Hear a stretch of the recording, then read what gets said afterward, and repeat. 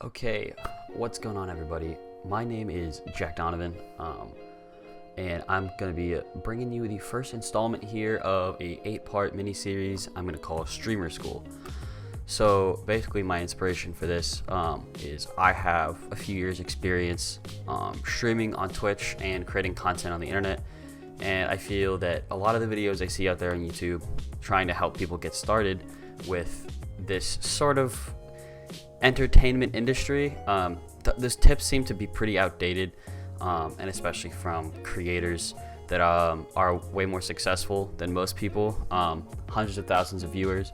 Usually the tips that they give people don't necessarily apply or don't work in the case of smaller streamers, and good tips that you should use when you're just starting out. So that was kind of my inspiration, is I wanted to give the perspective of somebody like me who's a still relatively small streamer, and stuff that I've learned and I've used over the years that could help you guys kind of get yourself off the ground and get a head start versus other people doing the same thing.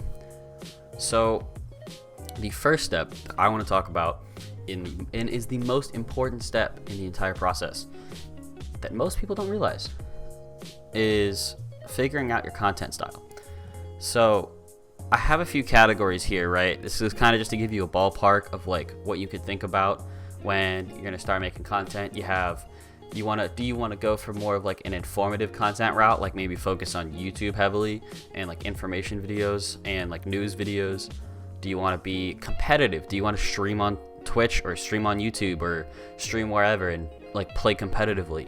Do you want to be more of an entertainer? Do you want to just be like the funny guy, like the funny Twitch streamer, the funny YouTuber?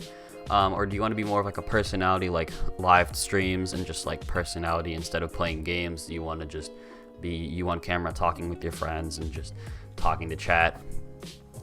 So that's an important distinction you want to make, is what kind of content you want to go for, because a lot of people, what they'll do is they'll just hit go live and they'll just start streaming and nothing will happen because they don't have any direction. It's similar to driving a car. If you just turn on your car and you start driving with no direction, you're not going to get anywhere. You're just going to be driving around forever and not making any progress. So the next step I want to talk about is brand identity. This is a really important step in being a content creator, because if you don't have an identity, then people are not going to be drawn to your content. So the first thing you need to do when starting out is find what makes you specifically stand out, because there are hundreds of thousands of people doing the exact same thing as you. They all want to be the next Ninja. They all want to be the next Tim the Tatman. They all want to be the next famous YouTuber. The problem is they all have things that help them stand out. So the only way that you are going to stand out in the millions of other people doing the same thing is you have to find either your personality, your content, the quality of your content, what you talk about, how you play, or whatever it is. Just find something that makes you stand out.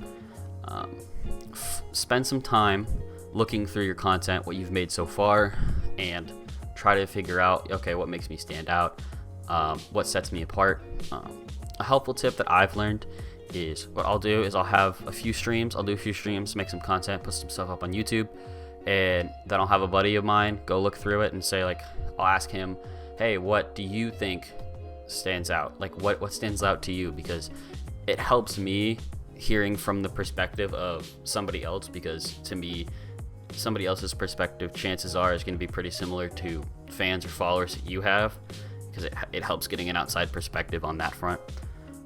Make sure you have a unified presence on all your social media accounts. This is really important. Social media is going to be the number one place that people look for you if they're trying to stay in contact. So make sure you have a logo or a picture that's just unified on all your social media accounts. That's people can immediately recognize with your brand, and that helps people bring it to you. Make sure your username on these profiles is relatively the same, because that'll help people be able to find you. You can use links in your descriptions of your social media accounts to link people to other social media accounts to help people find you that place. And the last thing I want to talk about is links and like specific places that I've used when I was starting out with my brand. So the number one resource and website that I have found that is the most valuable is Fiverr. It is sort of like Etsy. If you know what Etsy is, it's essentially an online marketplace for small creators. It's similar with Fiverr. Fiverr is primarily more for digital content, so a lot of like graphic designers and artists are on Fiverr, so that's what I would use.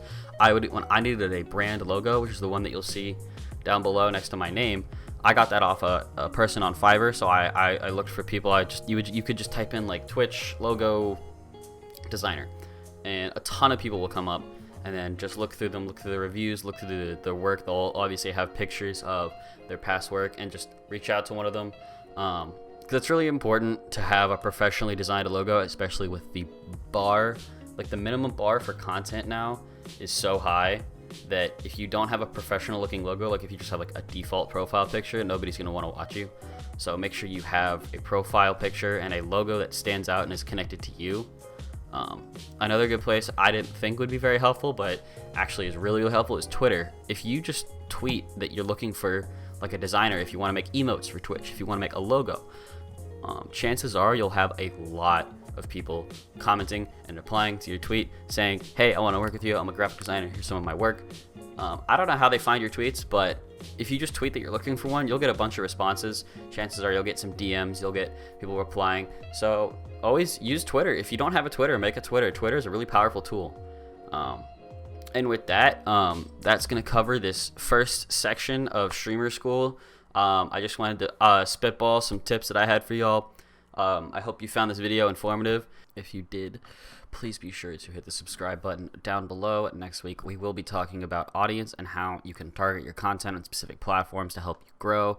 Please make sure to check my socials in the description. And with that, I hope you all have a fantastic day.